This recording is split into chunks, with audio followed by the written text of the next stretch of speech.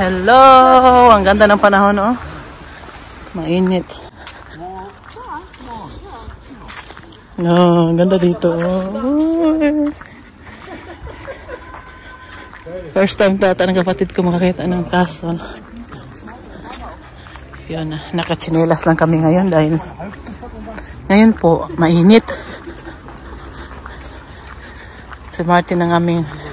Pero ano naman sila, naghati-hati sa mga gasolina ba?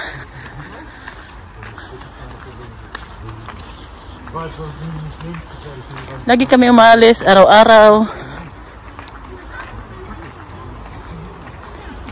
Wala, lawom de. Spilbasa ko ito na. Mo yan, hindi rin mag-agdre kay kuan ba? Dagkag tanom-tanom. Ba? Is this so binabam here? Das ist still okay, da ist so viele Baum. Aber pass auf den Schwan auf. Peter, pass auf! Zu nah. Sonst gibt es ein Tsunami. Was geht jetzt, Guido? Ja, die können aggressiv sein. Vor allem sind die aggressiv, wenn sie bewegen können.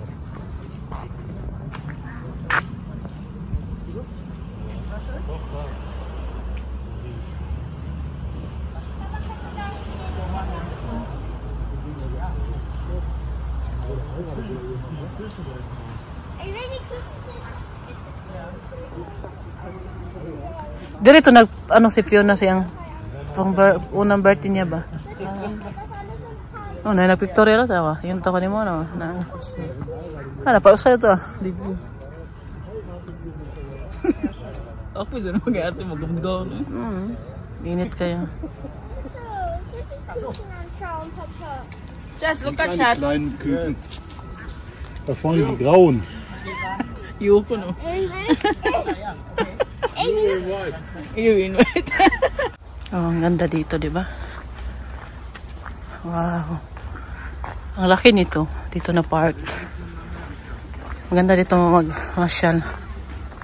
Lakad-lakad. Lalo na pag medyo maano ba? Hindi masyadong mainit. Ngayon, mainit. Kaya maganda dito sa ilalim ng puno. Marami din pwedeng maupuan dito. Marami mga matanda nakaupo sa gilid-gilid. At marami din nag-pictorial dito na kasal, birthday. Si Fiona dito din nag-ano nung birthday, first birthday niya. Si Martin lagi ko po ito siyang ginubulo. Kaman may ako po tumakin meet time. Ang ganda ng castle, no? Ito talaga yung maganda na castle ng ganitong style ba? May mga ganito. Tubig dyan. Hindi ba yan pwede paliguan? Madumi ata yan. Kasi yung tubig na yan, nakatambay lang yan ata dyan palagi. Hindi bago yung tubig na ano, pwede katulad sa malapit ka sa ano ba? Sa river ba? Hindi ko alam ha. Yan lang yung napansin ko. Grabe ang init ngayon eh. Kaya may dala tayong mainom. Kaya dapat may madala. Pero paminsan-minsan, hangin naman siya kaya. Okay din. Dahil may hangin naman. Ang kapatid ko, nahuli sila. Yan natin sila. Ipaparatsin natin sila dito. Yan sila. Diyan kami galing kanina. Ilang beses na kami pumunta dito. Hindi ko na alam kung pang ilang beses na to. Gusto ko kasi dito. Lalo na pag ano ba, summer ba?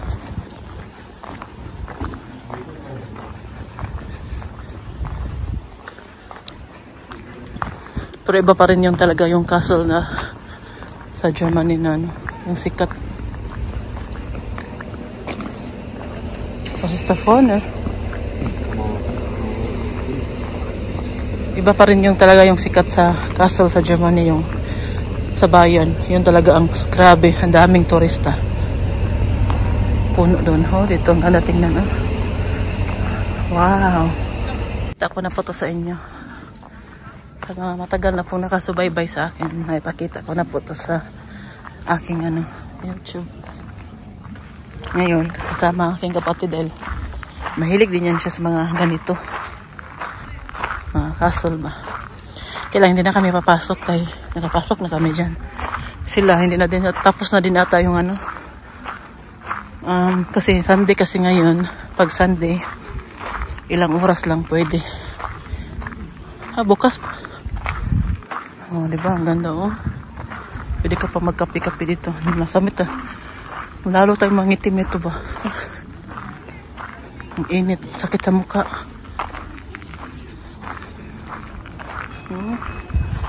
Kapatid ko, nahuli siya. Meron akong taga-picture na walang reklamo. Wow, wala dito.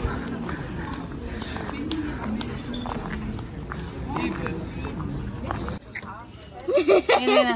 Wala. Ich weiß noch nicht mehr, dass es dieses Ding gibt. Wow.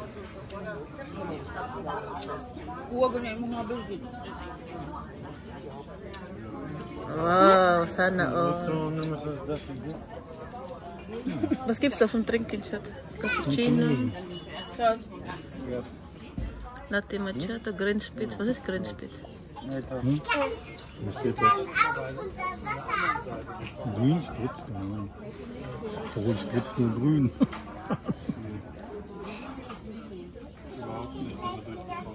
Fast war ja. Richtige sind US-Soldaten. 1:0 gegen England. Spanien gegen bei Gladbach spielt man. Sind versehentlich auch Fanbus. Versehentlich. Ein Witzer kann schon mal manchmal auch neidisch sterben. Weißt du eben, was ein Stern ist? Ein Gegner, man zu sterben. Ein kannst du Dito tayo sa kabilang Nee, side. komm, Fiona, Nandun komm pa bitte. sila, divide yun. Nandun pa sila. Sana all. Here, Bull. Oh, let's get it on, oh.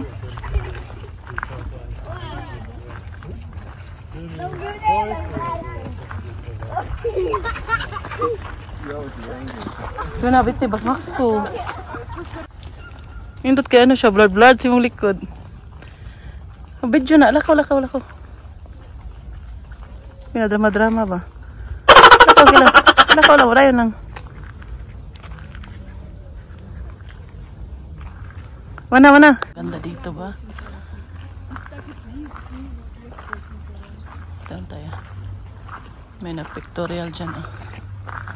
Dito tayo sa kanilang park. Papunta na tayo ulit sa auto. Taga video niya, taga picture niya. Ako lahat.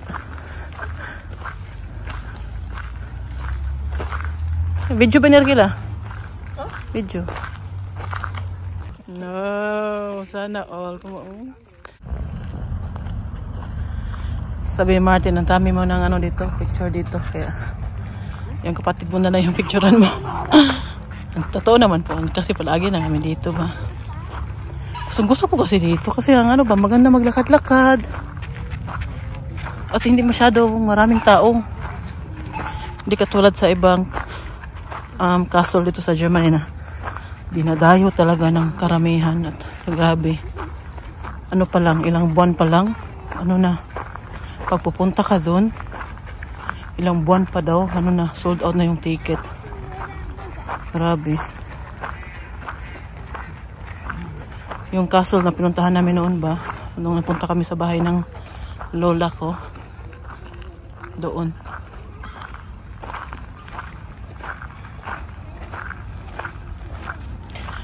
Pabalik na po tayo sa auto or maglakad-lakad pa ata kami dito konti. Buti na lang ngayon, hindi na masyadong masakit ang init kasi ano na, alas 5 na, mag alas 6 na. Kanina mga alas 3, alas 4, grabe ang sakit sa balat. Iba kasi po ang init dito. Dahil ano, walang hangin. Grabe, ano ba, walang hangin. Sakit sa balat. Sa atin sa Pilipinas, may ano man, may hangin man. Oh, diba? Ang ganda.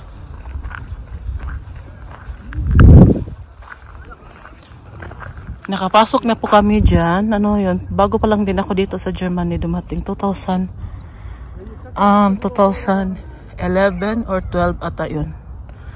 Kasi nakapunta na ako sa loob kaya hindi na kami pumasok. Akala namin hindi na pwedeng pumasok dahil ano ba? Kasi linggo kasi ngayon. Pwede pa pala hanggang alas 5.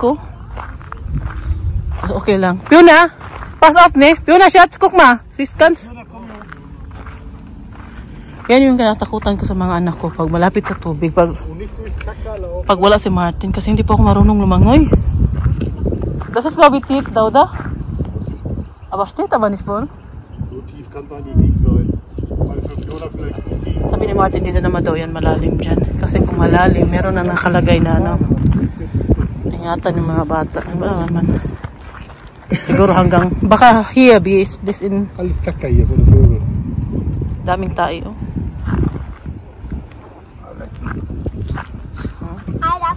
Ang pangalan po ng castle na to ay Nordkirchen. Hey, wir müssen zu die andere Sa mga gustong Schwanstein. sa mga gustong pumunta dito, ang pangalan po ng castle na to ay Nordkirchen. Ali. Nordkirchen kasi meron din mga nagsasabi na may pinupuntahan akong lugar at hindi ko sinasabi yung mga pangalan. Ito po ay Nordkirchen. Sa mga gustong pumunta dito na taga Germany na sa mga malayong party naman. Pa-picture na naman sila. Picturean ko muna. Duha oh. Nato dito gibagin da site ito bias. Martin kom ni si Essen garan. Dito tayo sa Signal Iduna Park, BVB.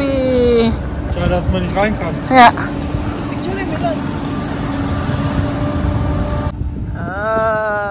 Gimbi dan di site na budi.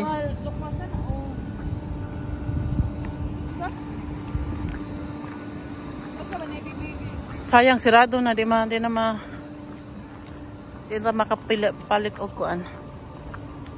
Si Martin na sa auto lang, hindi na sumama. Sarado. Dito yung mga entrance nila pag nanood ka. Pag may laro po, wala pong pag-asa maka-parking dito. Kung saan nag-parking si Martin ako. Walang pag-asa. Ito po yung ano nila, stadium ng BVB. Ito yung ano ni Martin sa soccer at pati yung pinsan niya. Para silang dalawa. Alam lang po ninyo ang mga German, grabe ka-addict sa mga ano eh. Hier sitzen die ganzen VIP-Leute. VIP? Dieser Seite. Ito pala yung VIP.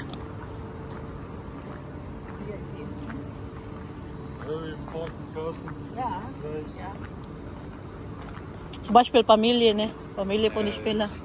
Business-Leute, so richtige Firmenbosse und sowas. Dito mo agi ang mga player mag-bus sila. Ano to pang ilang beses ako? Die noch die Auswärtsfans. Hinten ist die Auswärtsfans. Ecke. Ich war noch nicht drin, aber letzte Mal waren wir hier. Ayun, dito sa BVB. Ang ano namin, kapot paano ba, napagod kami sa kalalakad doon kanina. Ang init, grabe. Pero ngayon hindi na masyado init. Timing din kasi dumating kami doon. Alas 3:30. Umalis kami alas 3. Ito ka makabili ng mga nila.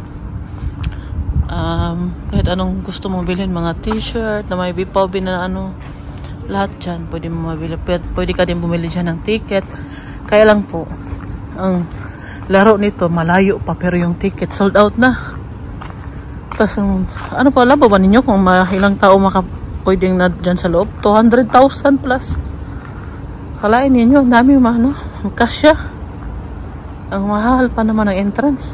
Bago lang si Martin nanood dyan. Kasama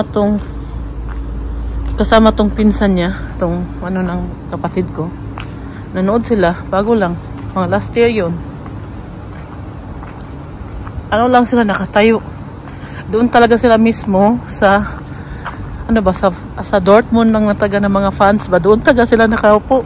Grabe, ang ingay daw. Tas nandun yung mga Grabe yung mga suporta nila sa kanilang ano ba. So, kakaiba talaga itong mga German pag ano. At ito din siya ang pinakamalaki na stadion sa Germany. Ito yung pinakamalaki ng Dortmund.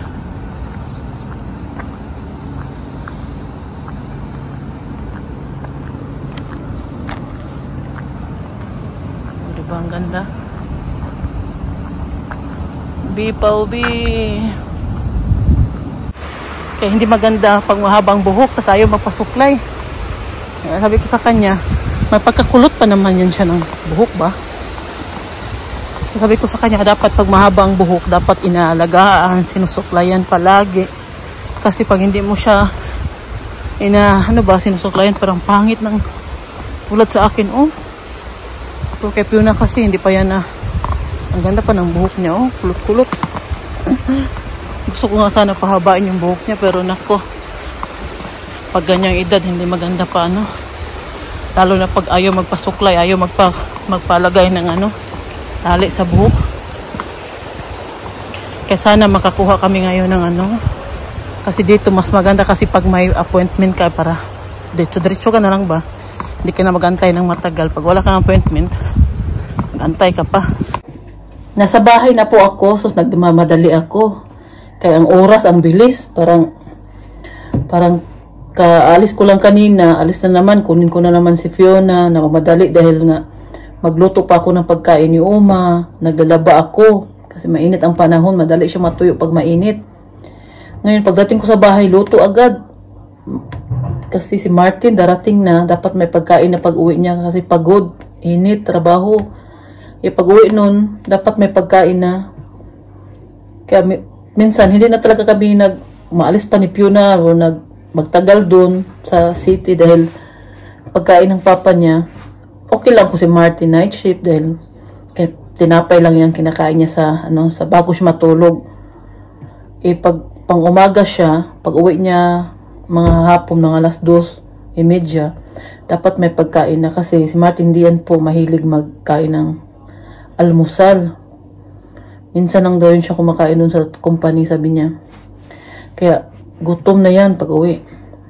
Dapat may pagkain na talaga ako maluto bago siya darating. Ngayon, nagmadali ako. Hiwa ako ng patatas. Ito. Tayo ngayon tas kay Uma. Sabay na dyan kay Uma. Tas si Martin pala bumili ng tilapia. Kasi nakita niya ako nung bumili ako ng tilapia. Bumili siya. Sabi niya, meron na naman ulit sa Lidl na tilapia. Binilhan kita. Sabi ko, bakit tilapia sana yung dorade? Sabi niya, bakit ayaw mo? Sabi ko, okay lang naman siya. Pero mas gusto ko yung dorade na isda. Sabi ko, okay lang kasi. Kasi yung tilapia ko lang kakain, yung mga anak ko ayaw. Pag yung dorade, piniprito ko lang yun. Kaming apat, mag-aagawan. Kami ni Michelle, Philip at Fiona. Kasi gusto din nila yung dorade na iprito. Matagal-tagal na ako hindi nagluto ng isda. Bakit po? Alam po ba ninyo bakit? Kasi pag nagluluto po ako ng isda, ang daming langaw papasok dito sa loob ng bahay namin. Ang hirap pa naman patayin. Nung nagluto po ako ng isda, bukas yung bintana kasi syempre yung amoy ba? Siguro mga 10 ang langaw na sa loob ng bahay namin. Ang lalaki pa naman. Sabi ko kaya hindi na ako talaga magluluto ng isda pag nakabukas yung bintana. Dahil papasok yung mga langaw, ang lalaki. Ang hirap pa naman, patayin.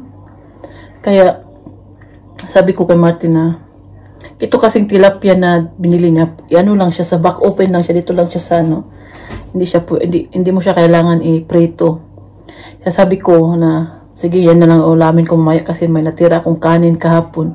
Nung pag-uwi pala namin kahapon na masyal, pumunta ako dun sa bahay ng pinsan ni Martin. Sabi ko sa kapatid ko, lutuan muna niya ako ng kanin dahil naubusan na din ako ng bigas pala.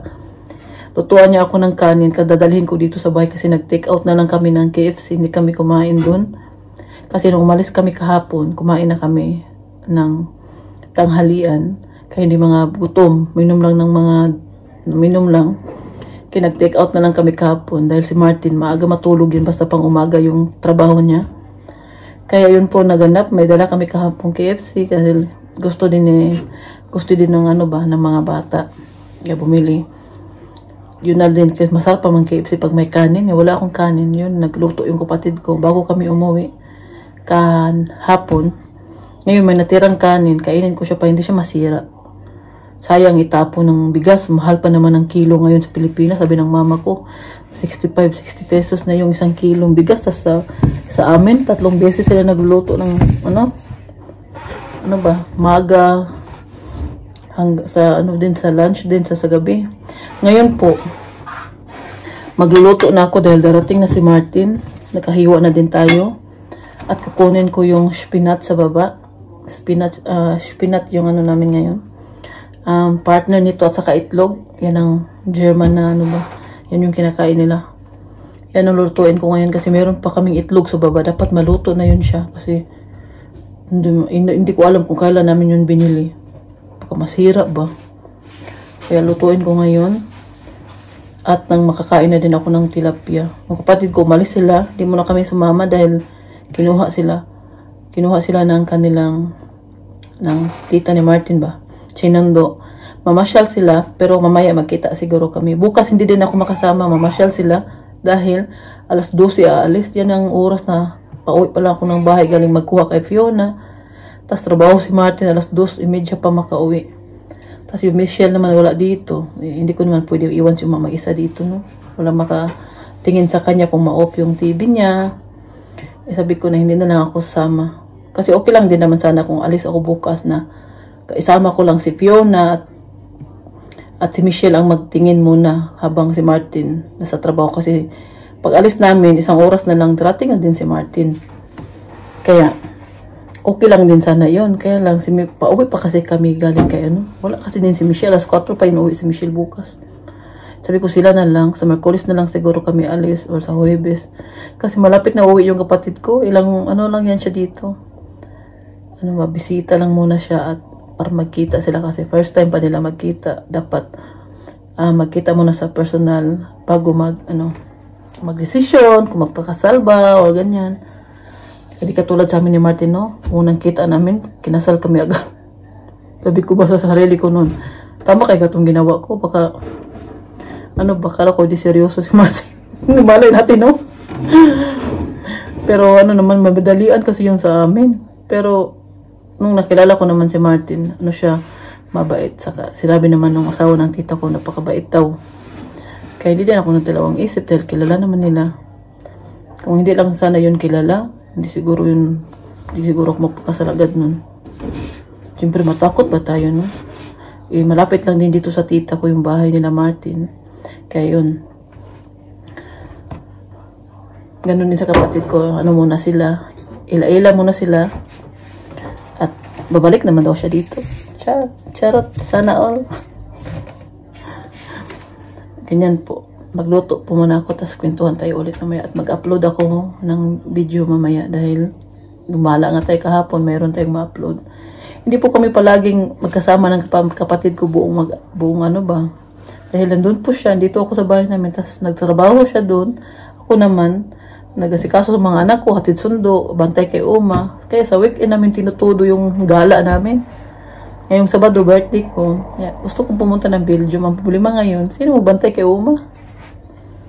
Yan ang problema namin, yan ang iniisip ko ngayon.